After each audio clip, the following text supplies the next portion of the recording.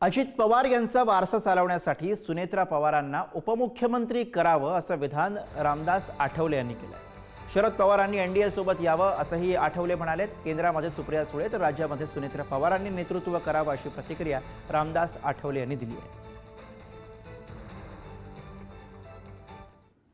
उपमुख्यमंत्री अजितदादा पवार यांच्यावर आज अंत्यविधी करण्यात आले आणि मोठा जनसागर जो आहे तो बारामतीत कोसळला आपण पाहिला।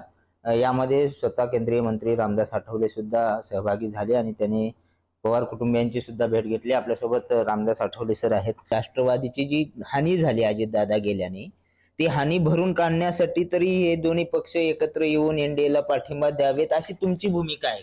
माझी भूमिका अशी आहे की एकतर राष्ट्रवादीचे दोन्ही गट एकत्रित यावे आणि सुप्रिया सुळे जी आहे या सुप्रिया सुळे यांनी दिल्लीमध्ये मंत्रिपदावर यायला हरकत नाही। तिला चांगला अनुभव आहे, ती अत्यंत हुशार आहे।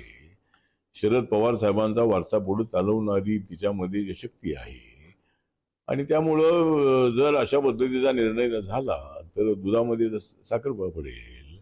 आणि अजितदादाच एकदा असं म्हणाले होते की एकदा कोणीतरी त्यांना विचारलं होतं पत्रकाराने की दोन्ही राष्ट्रवादी एकत्र येणार आहेत का, तर दादा बोलले होते तुझ्या तोंडात साखर पडू। त्यामुळे दादांची इच्छा अशीच होती की पवार साहेब आणि आपण एकत्र यायला काही हरकत नाही आहे। आणि कालच्या महानगरपालिकेच्या निवडणुकांमध्ये पुण्यामध्ये आणि पिंपरी चिंचवडमध्ये अनेक ठिकाणी ते एकत्र आले होते।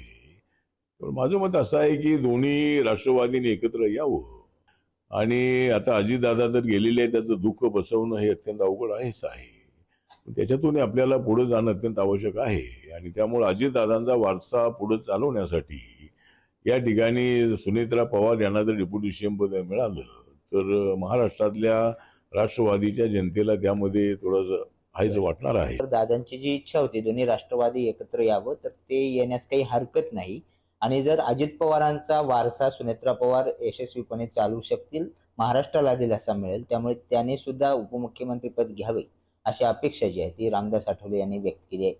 बालाजी पोद्दार, पुढारी न्यूज, पुणे।